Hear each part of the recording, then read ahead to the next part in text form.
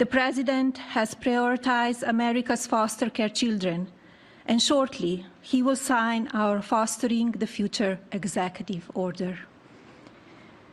Too many people from foster care community end up homeless, in danger on America's streets. It was 2021 when I developed the idea to establish an impactful platform with an important mission to provide individuals from the foster care community the ability to secure an entry-level job position and, in turn, financial independence. Fostering the Future, a Be Best initiative, provides individuals from the foster care community with technology-based scholarships to attend colleges and universities throughout America. Fostering the Future sets these individuals on their career paths, but more significantly, it equips each scholarship recipient with a fundamental foundation of knowledge that will endure throughout their lifetimes. Permanency for those who embody the fleeting. I applaud the American universities that have joined my mission, institutions like Vanderbilt University, University of Miami, and Villanova University. Following graduation, scholarship recipients from my program are prepared to enter the workforce and ultimately become leading executives. Predictably, they will manage thousands of employees and generate significant value for American communities through job creation, access to healthcare, food security, and other societal benefits. This executive order, Fostering the Future for American Children and Families, gives me tremendous pride. It is both empathetic and strategic. It will certainly be impactful. It aims to establish a comprehensive network connecting departments and agencies, private sector's businesses, higher learning institutions, and charitable organizations.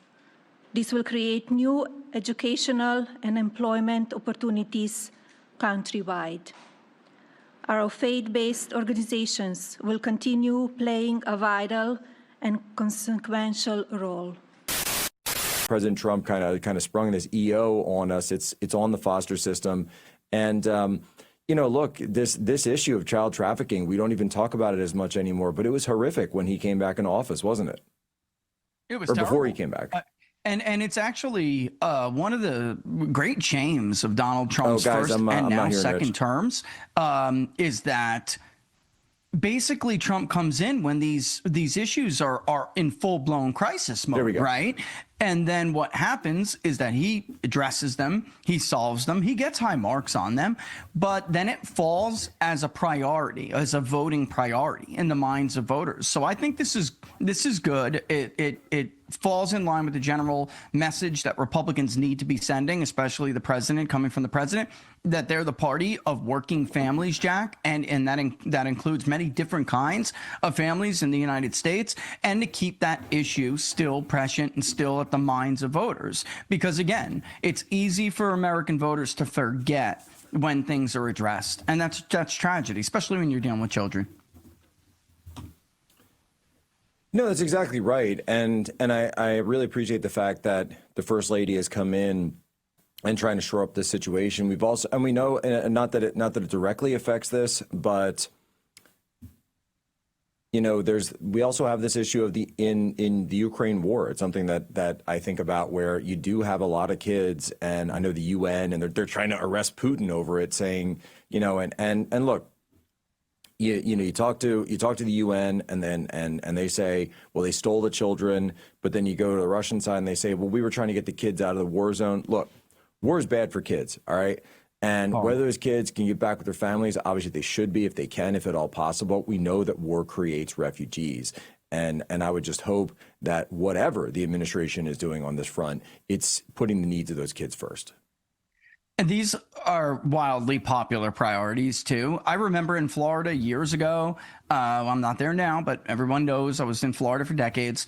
Back during the Rick Scott administration, there was a priority that Matt Gaetz, and his family was a big part of this, where they were basically fast tracking the ability to foster children and adopt children. So if you had already been vetted by the state, for instance, and I know this because my wife at the time worked for the school system, if you were vetted, then you were put, at the front of the line